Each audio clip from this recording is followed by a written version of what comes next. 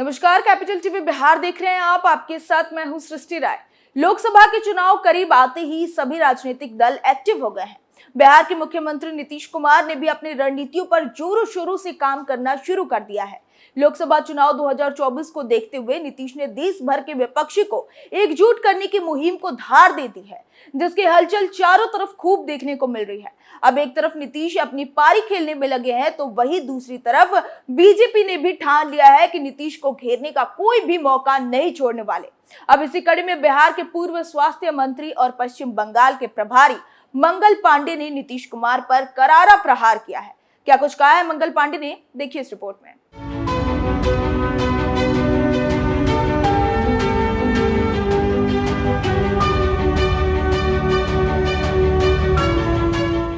बिहार सरकार के पूर्व स्वास्थ्य मंत्री और पश्चिम बंगाल बीजेपी प्रभारी मंगल पांडे ने स्पष्ट तौर पर कहा कि 2024 में प्रधानमंत्री की कोई वैकेंसी नहीं है। उन्होंने विपक्षी एकता को लेकर टिप्पणी करते हुए कहा कि तमाम लोग एक हो जाएं तो भी प्रधानमंत्री नरेंद्र मोदी की लोकप्रियता जनता के बीच में इतनी है कि उन्हें हराना असंभव है। बिहार के पूर्व स्वास्थ्य मंत्री मंगल पांडे का कहना है कि केवल 2-3 राज्यों की क्षेत्रीय पार्टियों का जुटान विपक्षी एकता नहीं हो सकती। उन्होंने कहा कि हमारा देश बहुत बड़ा है। लोकसभा चुनाव में क्षेत्रीय पार्टियां नहीं बल्कि राष्ट्रीय पार्टियों की भूमिका अहम होती है।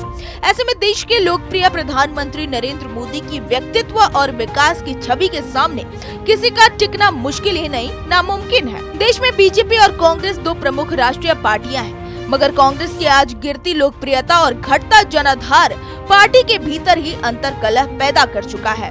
इसका नतीजा ये हुआ कि कांग्रेस के कई दिग्गज बीजेपी में अपनी आस्था प्रकट कर चुके हैं। बीजेपी नेता ने कहा कि बंगाल की सीएम ममता बनर्जी और उनकी तृणमूल पार्टी कांग्रेस विरोध की जननी रही है। मंगल पांडे ने कहा कि कुछ दिन पहले तृणमूल ने बंगाल में अपनी परंपरागत विधानसभा सीट सागर दिग्गी उपचुनाव में गंवा दी थी। मंगल पांडे ने कहा कि उस सीट पर कांग्रेस भारी मतों से जीत हासिल की थी।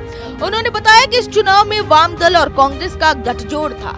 मंगल पांडे ने कहा कि परिणाम के बाद ममता दीदी वाम दल व कांग्रेस दोनों पर हमलावर हुई, इसलिए कांग्रेस और तृणमूल कांग्रेस का राज्य में आमने सामने और केंद्र में एक साथ रहना असंभव है।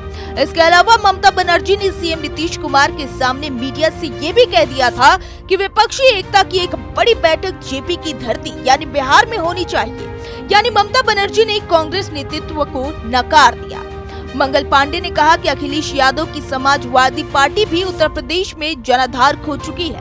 उन्होंने कहा कि उत्तर प्रदेश में अपराधीकरण का श्रेय समाजवादी पार्टी को ही जाता है। इसके अलावा आम आदमी पार्टी भी शराब घोटाले में संघर्ष कर रहा है। खुद अरविंद केजरीवाल भी जो खुद को आम आदमी बताया करते थे, उनके शीश महल का मामला भी अब देश के सामने आ चुका है। मंगल पांडे ने ये भी कहा कि एनसीपी प्रमुख शरद पवार और उद्धव गुट भी महाराष्ट्र में सत्ता गंवा चुके हैं। शरद पवार भी अपने गठबंधन से अलग एनडीए के पक्ष में बयानबाजी कर रहे हैं। ऐसे में विपक्षी एकता की हवा निकल जाएगी।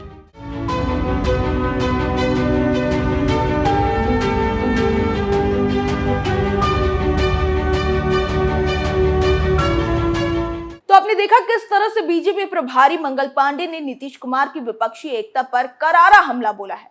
खैर, अब तो वक्त ही बताएगा कि नीतीश की विपक्षी एकता में दम है या फिर बीजेपी के दावों में। इस रिपोर्ट में बस इतना ही। बाकी की तमाम खबरों के लिए बने रहिए कैपिटल टीवी बिहार के साथ। नमस्कार।